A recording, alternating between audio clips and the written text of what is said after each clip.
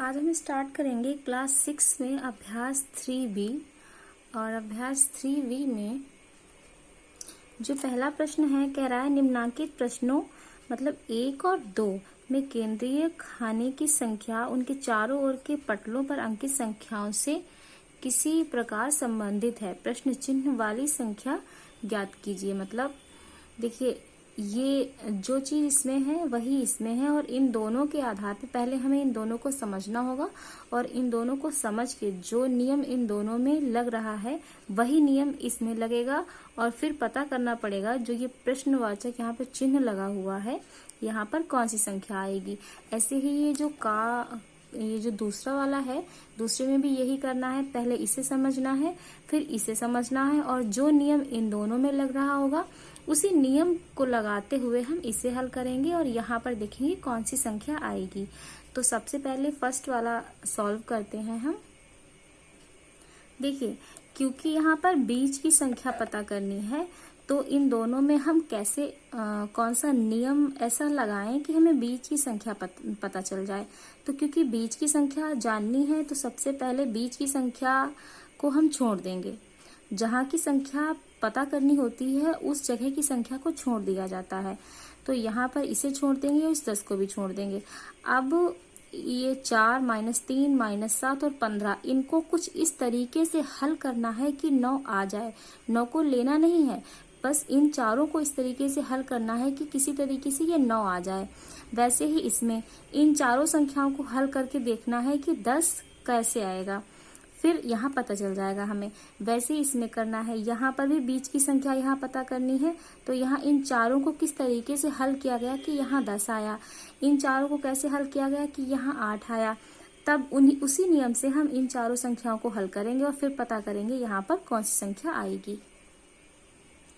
तो देखिए, पहला वाला हमने यहाँ पर नोट कर लिया है। अब इसमें हम इन दोनों संख्याओं को देखते हैं कैसे हल करेंगे। अगर हम 15 और 4 को जोड़ दें तो 19 हो जाएगा, ठीक है। और 7 और 3 को अगर हम जोड़ दें तो ये 10 हो जाएगा। और 19 में से अगर हम 10 घटा दें तो हमारा 9 आ जाएगा। लेकिन यहाँ लगे हैं माइनस के चिन्ह, तो क्या करेंगे, घटाएंगे नहीं बल्कि जोड़ना पड़ेगा। देखिए कैसे। देखिए फिर से देखते हैं, ये 15 लिखते हैं और प्लस 4, तो हमारा कितना आ गया टोटल 19, ठीक है। ठीक है, फिर इसको हल करना है। इसको हल करेंगे तो क्या आएगा, ये है 7, इसको भी जोड़ लें और इसको भी जोड़ लेंगे, ठीक है। तो ये है -7 प्लस -3। जब इसे जोड़ेंगे तो ये देखिए -7 और ये माइनस का ही 3 है, क्योंकि इसे हल करेंगे तो क्या कितना आ जाएगा, प्लस माइनस यहाँ -3 आ जाएगा, ठीक है। तो 7 3 10, तो ये 19 आ गया और ये 10 आ गया, ठीक है। तो 19 और 10 को कैसे हल करें कि ये 9 आ जाए। लेकिन ये जो 10 आया है ये माइनस का आया है, ये भी है एक, ये माइनस का आया है। अब इन दोनों को अगर हम घटाएंगे, देखिए अगर हम 19 में से माइनस करेंगे -10 को, तो क्या करना पड़ेगा हमें। देखिए 19 लिखेंगे, माइनस माइनस प्लस हो जाएगा और ये 10 हो जाएगा। तो हमारा ये 9 ना आकर के कितना आ जाएगा, 29 आ जाएगा। तो हम यहाँ पर ये चीज नहीं करेंगे, ठीक है। क्या करेंगे, हम 19 लिखेंगे और यहाँ प्लस करेंगे और ये करेंगे -10। मतलब इन दोनों को क्या करेंगे, जोड़ेंगे। इस पूरे में जोड़ लगेगा, ठीक है। पहले इस तरीके से इन दोनों को जोड़ लेंगे, फिर इन दोनों को जोड़ लेंगे, और जितना आएगा उस संख्या को भी, उन दोनों को भी जोड़ देंगे। तो देखिए पहले दोनों को जोड़ा तो ये 19 आया, फिर इन दोनों को जोड़ा तो हमारा 10 आया -10। उसके बाद बची हुई जो 2 संख्याएं उन्हें भी जोड़ देंगे। तो ये 19 और प्लस माइनस यहाँ कितना आया, माइनस। हमने तो जोड़ा है लेकिन ये माइनस इसके साथ हमें उधार मिला, तो उसको भी तो हल करना पड़ेगा ना। तो देखिए ये कितना आ जाएगा हमारा, हल होकर के 9, ठीक है। तो यहाँ देखिए बीच में 9 आ रहा है। अब इसी तरीके से नेक्स्ट करेंगे। इसमें भी क्या करेंगे, इन दोनों को जोड़ेंगे, इन दोनों को जोड़ेंगे, इन दोनों के जोड़ में से इन दोनों के जोड़ को भी जोड़ देंगे। अब देखिए ये आया 21 और ये -13, क्या करेंगे हम, प्लस, और यहाँ लिखेंगे -13, ठीक है। फिर ये 21। अब पहले चिन्ह हल करेंगे तो प्लस माइनस माइनस, और ये आ जाएगा हमारा 13। अब घटाएंगे तो कितना आएगा यहाँ पे, यहाँ से हासिल लेंगे 11, 8 जाएगा तो यहाँ बचेगा हमारा 8, 3 जाएगा तो हमारा बचेगा यहाँ पे 8। ठीक है, तो ये हमारा 8 आ गया। नेक्स्ट है हमारा नंबर -9 और 11। इन्हें भी क्या करेंगे, हम जोड़ेंगे। तो पहले लिखेंगे 11 प्लस यहाँ लिखेंगे -9। ठीक है, ये हमारा हो जाएगा 11 और ये प्लस माइनस -9। यहाँ हमारा घटेगा तो आएगा हमारा 2।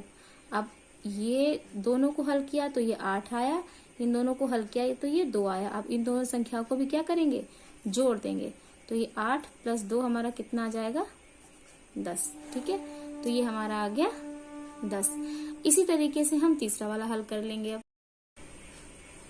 देखिए ये हमने गा वाला नोट कर लिया। अब इसको हल करेंगे तो सबसे पहला यहाँ से हल करेंगे -18 -15। तो क्या करेंगे, पहले इन संख्याओं को जोड़ लेंगे हम। ठीक है, जब इन्हें जोड़ेंगे तो आएगा हमारा -18 और प्लस -15।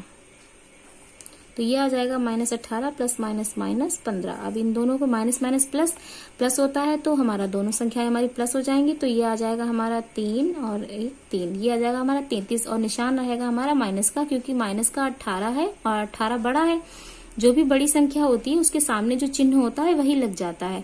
तो -18 और -15 में -18 बड़ा है और यहाँ माइनस का चिन्ह है तो यहाँ माइनस का लग गया। या फिर आप ये भी समझ सकते हैं कि माइनस माइनस की गुणा प्लस होती तो है, लेकिन जब दोनों संख्या माइनस की होती है तो माइनस का चिन्ह लगता है। ठीक है, अब नेक्स्ट वाला है 14 और 17। इसे हल करेंगे जब हम तो कितना आएगा हमारा 14 और प्लस 17, और इन दोनों को जोड़ेंगे तो हमारा आएगा 7 4 11 का 1 हासिल 1 और ये 31। ठीक है, अब इसको हल किया तो ये 33 आया, इसे हल किया तो 31 आया। अब क्या करेंगे, हम इन दोनों को जोड़ देंगे। अब जब इन दोनों को हम जोड़ेंगे तो देखिए -33 और प्लस 31। ठीक है, तो जोड़ेंगे तो कितना आएगा, यहाँ माइनस यहाँ प्लस, प्लस माइनस माइनस होगा। कहने को जुड़ेगा लेकिन चिन्हों के आधार पर जब हम हल करेंगे तो यहाँ माइनस यहाँ प्लस, प्लस माइनस मतलब माइनस होगा दोनों में, तो ये आ जाएगा 2। और इसके आगे जो चिन्ह होगा वो लगेगा माइनस का, क्योंकि 33 और 31 में 33 बड़ा है और जो संख्या बड़ी होती है उसी के आगे का चिन्ह लग जाता है उत्तर में। तो ये हो जाएगा हमारा -2। ठीक है, तो देखिए ये फर्स्ट वाला जो है हमारा, इसमें हमारा ये उत्तर आ रहा है पहला। अब हम दूसरा वाला नंबर देखते हैं। पहले हम इसे सॉल्व करेंगे फिर इसे सॉल्व करेंगे। जो नियम इन दोनों में लग रहा होगा वही नियम से इसे हम हल करेंगे। 19 प्लस और ये -3। ठीक है, फिर 19 प्लस -3। अब यहाँ घटाएंगे तो ये आ जाएगा हमारा 16। नेक्स्ट है हमारा 15 और 11। 15 और 11 को प्लस कर लेंगे। 19 और 3 को प्लस किया, 15 और 11 को प्लस करेंगे तो ये हमारा आ जाएगा 26। पहली वाली लाइन में हम क्या करते थे, जोड़ा करते थे सब में। ठीक है, इसमें क्या करेंगे, इन दोनों को जोड़ेंगे, इन दोनों को जोड़ेंगे और जितना आएगा उन दोनों को माइनस कर देंगे। जैसे पहले आया ये 16 आया, ये 26 आया, तो क्या करेंगे 26 से हम 16 माइनस कर देंगे तो कितना आ जाएगा हमारा 10। तो देखिए यहाँ पे 10 आ रहा है। इसी तरीके से ये वाला करेंगे, यहाँ 10 और 7 जोड़ेंगे तो ये हो जाएगा 17, 5 4 हो जाएगा 9 और इन दोनों को माइनस कर देंगे तो कितना आ गया हमारा 8। उसी तरीके से इसे हल कर लेंगे। 12 और 6 18 और 8 और 5 13। अब क्या करेंगे, 18 में से 13 माइनस कर देंगे तो ये हमारा आ गया आंसर 5। ठीक है, तो यहाँ हमारा ऑप्शन जो सेकंड नंबर है वो हमारा सही हो जाएगा 5। अब थर्ड वाला है, अपने अभ्यास पुस्तिका में खाली जगह भरिए। तो देखिए पहला दिया हुआ है का 2 पूर्णांकों का योगफल सदैव होता है। जो 2 पूर्णांक अगर दिए हैं तो उनका योगफल सदैव क्या होगा। तो पूर्णांक का मतलब होता है कोई एक पूर्ण नंबर जो कि भिन्न में ना दिया हो। ठीक है, तो अगर भिन्न में नहीं दिया हुआ हो नंबर और पूर्णांक हो, 2 नंबर हो, दोनों को जोड़ेंगे तो उनका जो योगफल है वो सदैव हमारा पूर्णांक ही आएगा। जो नंबर आएगा उसे पूर्णांक कहेंगे। फिर 2 धन पूर्णांकों का योगफल। धन पूर्णांक मतलब कोई 2 नंबर है हमारे जो कि भिन्न में नहीं दिए हुए हैं, मतलब अंश बटा हर के रूप में नहीं दिए हुए हैं, लेकिन उनके सामने प्लस का निशान लगा हुआ है। जैसे कि एक +5 हो गया, एक दूसरा +6 हो गया। इस तरीके से कोई भी दो नंबर लिए हुए हैं जिनके आगे प्लस का निशान लगा हुआ है, धन पूर्णांकों का योगफल हमेशा धन पूर्णांक होता है। यहाँ लिखेंगे धन पूर्णांक, ठीक है। यहाँ पे दो ऋण पूर्णांकों का योगफल ऋण पूर्णांक होता है, यहाँ ऋण और ये पूर्णांक हो जाएगा। हो गया। अब सत्यासत्य बताइए, किसी पूर्णांक तथा इसके योगफल प्रतिलोम का योगफल 0 होता है। पहले तो ये समझेंगे योगात्मक प्रतिलोम क्या होता है और गुणात्मक प्रतिलोम क्या होता है। तो देखिए, योगात्मक प्रतिलोम जो होता है का मतलब क्या होता है, जैसे कोई संख्या हमारी प्लस में दी हुई है +2, अगर पूछा जाए इसका योगात्मक प्रतिलोम क्या होगा, तो इसका योगात्मक प्रतिलोम होगा -2। क्यों? योगात्मक प्रतिलोम का मतलब होता है जो संख्या दी गई है उसमें कोई ऐसी संख्या जोड़िए या घटाइए कि उसका जो उत्तर है वो 0 आ जाए। तो अगर हम 2 में +2 में -2 करेंगे तभी तो उत्तर 0 आएगा, या फिर हमारा -3 दिया हुआ है तो उसमें +3 करेंगे तभी तो हमारा 0 आएगा। तो जो संख्या दी हुई हो बस वही संख्या वही रहती है, उसके आगे का चिन्ह उसका उल्टा हो जाता है। फिर आता है गुणात्मक प्रतिलोम। तो देखिए, गुणात्मक प्रतिलोम क्या होता है, योगात्मक प्रतिलोम में तो आंसर हमारा 0 आना चाहिए, लेकिन गुणात्मक प्रतिलोम में हमारा आंसर आना चाहिए 1। तो जैसे कोई भी संख्या हमारे पास दी हुई है, जैसे 4 दिया हुआ है, तो इसका गुणात्मक प्रतिलोम होगा 1/4। इस क्यों होगा, क्योंकि नीचे का 4 ऊपर के 4 से कट जाएगा तो आंसर हमारा आ जाएगा 1। इसमें हमें 0 नहीं लाना होता है, इसमें हमें 1 लाना होता है। योगात्मक प्रतिलोम में हमें 0 लाना होता है। तो कोई भी संख्या दी हुई है, जैसे कि अगर 3/4 दी हुई है और पूछा जाए इसका गुणात्मक प्रतिलोम क्या होगा, तो इसका गुणात्मक प्रतिलोम हमारा हो जाएगा 4/3। क्यों? क्योंकि 3/4 में किसी ऐसी संख्या की गुणा करनी होगी हमें कि उत्तर हमारा 1 आए। तो अगर हम यहाँ पे 4/3 की गुणा करेंगे तो 3 से 3 कट जाएगा, 4 से 4 कट जाएगा, तभी तो हमारा उत्तर 1 आएगा। एक और एग्जाम्पल देखते हैं। अगर हमारा दिया है 5 और पूछा है इसका योगात्मक गुणात्मक प्रतिलोम बताइए, तो देखिए उत्तर हमें लाना है 1। तो क्या करेंगे, गुणा किस नंबर से करें इसमें, अगर हम 1/5 से गुणा करेंगे तभी तो हमारा उत्तर 1 आएगा। ये होता है गुणात्मक प्रतिलोम, और योगात्मक मैं बता चुकी हूँ, ठीक है। तो यहाँ है किसी पूर्णांक तथा इसके योगात्मक प्रतिलोम का योगफल 0 होता है।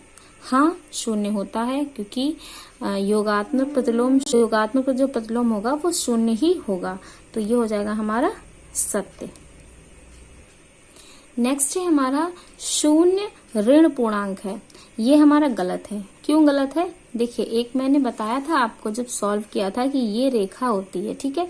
यहाँ कहीं पे बीच में 0 होता है और यहाँ से प्लस के नंबर शुरू होते हैं, +1, +2, +3, और यहाँ माइनस के नंबर शुरू होते हैं, -1, -2, -3। तो जो 0 है हमारा वो ना तो प्लस मतलब ये प्लस में तो बोला जाएगा बट माइनस में नहीं, क्योंकि माइनस के नंबर 0 के बाद से शुरू होते हैं, ठीक है। तो यहाँ पर 0 ऋण पूर्णांक है, ये हमारा गलत हो जाएगा। फिर ऐसे ही अगला दिया हुआ है, कह रहे हैं 2 ऋण पूर्णांकों का योगफल धन पूर्णांक होता है। ये भी गलत है। क्यों गलत है ये भी देखते हैं। कोई 2 ऋण पूर्णांक ले लेते हैं, माना कि एक ऋण पूर्णांक ले लिया हमने 2, और फिर एक हम ऋण पूर्णांक ले लेंगे 3। तो ये 2 ऋण पूर्णांक हो गए, ठीक है। अब इन दोनों का योगफल, इन दोनों को अगर जोड़ेंगे तो देखिए यहाँ कहीं प्लस लगाएंगे और ये हमारा इस तरीके से होगा। तो जब हम हल करेंगे तो ये -2 आएगा, प्लस माइनस माइनस आएगा, 3 आएगा। अब यहाँ माइनस माइनस प्लस तो होता है, लेकिन आएगा तो 5। संख्या तो हमारी जुड़ जाती है, लेकिन जो हमारा चिन्ह होता है वो बताया है मैंने कि जब दोनों संख्या माइनस की होंगी तो चिन्ह हमारा माइनस का ही रहेगा। या आप इस तरीके से समझ सकते हैं कि जो संख्या हमारी बड़ी होती है उसी का चिन्ह उत्तर के आगे आ जाता है। तो यहाँ 3 बड़ा है तो यहाँ माइनस आ जाएगा, और जो दोनों समान होती है तो भी माइनस ही आता है। मतलब दोनों संख्या माइनस की होंगी तो हमारा उत्तर माइनस का आएगा। तो क्या योगफल धन पूर्णांक होता है? नहीं, योगफल धन पूर्णांक नहीं, ऋण पूर्णांक होता है। नेक्स्ट है हमारा किसी पूर्णांक और धन और 0 का योगफल उस पूर्णांक के बराबर होता है। तो ये हमारा हो जाएगा सत्य। कैसे होगा सत्य? देखिए, किसी पूर्णांक मतलब कोई भी अगर हमारा नंबर है और 0 का योगफल, उसमें अगर हम 0 जोड़ेंगे, जैसे कोई भी नंबर ले लीजिए आप, 1 से लेकर के आप अनंत तक कोई भी नंबर ले लीजिए, अगर आप उसमें शून्य जोड़ेंगे मतलब 0 अगर ऐड करेंगे, जैसे कि हमने ले लिया 500 और 500 में भी अगर हम 0 जोड़ेंगे तो जो हमारा योगफल होगा वो सदैव धन पूर्णांक ही होता है। ठीक है, I mean पूर्णांक के बराबर होता है। पूर्णांक के बराबर का मतलब है, देखिए 500 में जब 0 जोड़ेंगे तो हमारा 500 आ जाएगा, तो देखिए वही पूर्णांक आ गया हमारा। तो इस तरीके से कह सकते हैं कि किसी भी पूर्णांक और शून्य का योगफल उस पूर्णांक के बराबर होता है। फिर कहा गया है, अगला है हमारा, एक ऋण और एक धन पूर्णांक का योगफल सदैव धन पूर्णांक होता है। ये गलत है, धन पूर्णांक नहीं होता है कभी भी। देखिए हमारा कोई भी नंबर है, अगर एक प्लस में है और एक माइनस में है, तो ये उस नंबर पे डिपेंड करता है कि कौन सा नंबर बड़ा है और कौन सा छोटा है, तो इसलिए ये हमारा असत्य हो जाएगा। फिर है हमारा, अगला है हमारा, संख्या रेखा पर -18 और +18 शून्य से समान दूरी पर हैं, तो ये भी हमारा सत्य हो जाएगा, क्योंकि बीच में शून्य होता है। इधर के सारे नंबर माइनस के होते हैं और इधर के सारे नंबर हमारे प्लस के होते हैं। तो शून्य से जितनी दूरी पर +18 होगा उतनी ही दूरी पर इधर -18 होगा, तो ये भी हमारा हो जाएगा सत्य। अगला है हमारा, दो धन पूर्णांकों का योगफल सदैव धन पूर्णांक होता है। ये भी सत्य हो जाएगा हमारा, जब हम कोई भी नंबर प्लस वाले ऐड करते हैं तो उनका उत्तर हमारा प्लस में ही आता है।